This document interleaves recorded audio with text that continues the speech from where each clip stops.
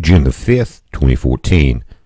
Guys, this hider flare has been going on for 20 hours. The last frame, it's still spreading in the top right of the area that we're seeing. Notice it started on the 4th at 1653 was the first frames that we could start to see it.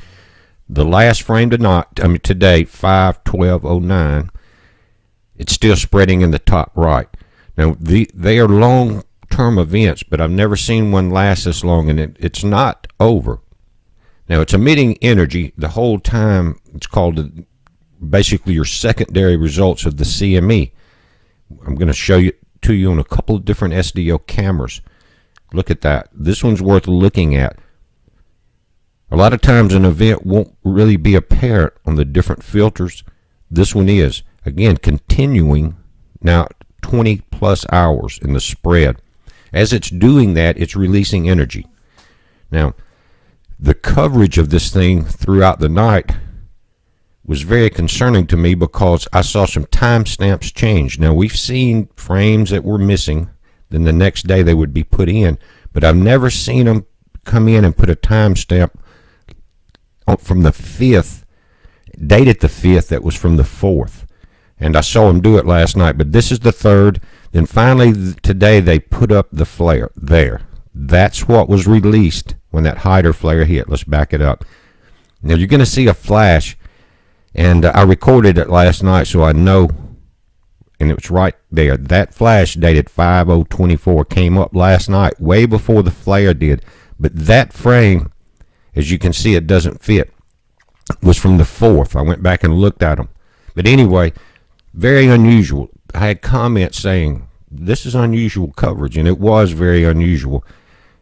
There's what we're dealing with right there, guys. Check that out. The entire time it was coming around, we were talking about this is going to fall, it's going to create a hider flare, and it's going to create a coronal mass ejection. This is from our GOES 15. We don't see it a lot, but with these hider flares, it really shows you the energy. This is current. That's the latest frame. Now, I was asked a question, does it affect the Earth? Yes, they do. As they compress this atmosphere, it changes wind speed, it changes everything, the heat on the surface, the heat in the atmosphere. But look at this current storm, guys. Look in the top right at the wind stream pattern. It's moving so fast. You see that? Now this is moving east with a south tilt, and I'm going to go back and show you some radar of this. But let's look at the Hurricane Center real quick, guys. This tropical cyclone formation percentages went from 10 to 20 to 30% in 3 days. We've seen that before, but now they're going to send out an Air Force Reserve reconnaissance plane. What they're concerned about is flooding in the mountains of Mexico because it's not moving fast. So you guys in that area, if you know someone in that area, make sure they're aware of this because we've seen people drown every year down there. Now, so far, formation back across the Atlantic is not happening. Again, this year it will be the Gulf and the Caribbean. But now there are storms coming off Africa, but they're being sheared apart. But the potential energy is there. And you're looking at the tip, guys, of this one of this first storms coming into the top of Alabama and Georgia. We talked about this yesterday. Same movement.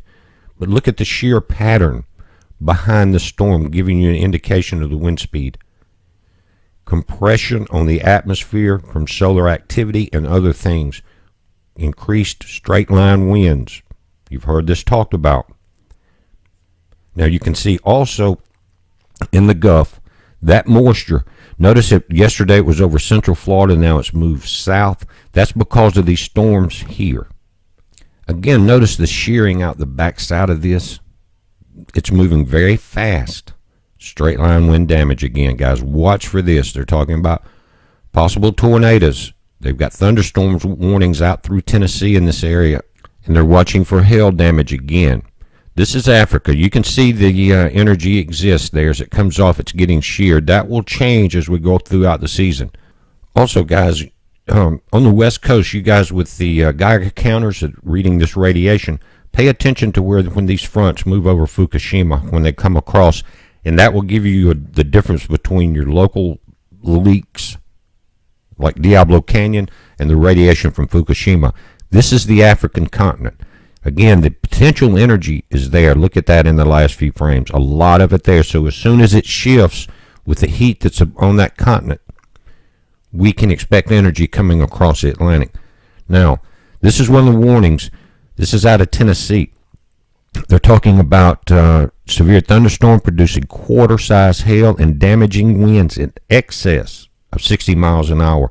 This storm was located near New Enterprise or near Milan, moving east at 20 miles an hour. And pause this and read it, guys. This is not the only warning out.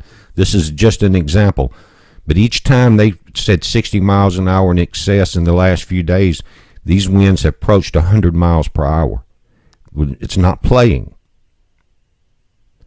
But check this out again, top left of this storm. Look at the wind shearing and the speed of this thing. So you cannot play with this storm right here. Look at the height of the clouds in the center of it. This is going to be one that they're going to be talking about tomorrow. I promise you that. So don't let your guard down on it. Also notice in the last frame at the top, you don't get to look under that black circle very often. Just right there in that last frame, we don't have that the overlay coverage of it. Notice this red line, but that's up. We're dealing with the Arctic vortex there, and we're seeing shifts there, and that's why we're going to see wind pattern shifts. It's a heads up, guys. Be safe. We're going to update this.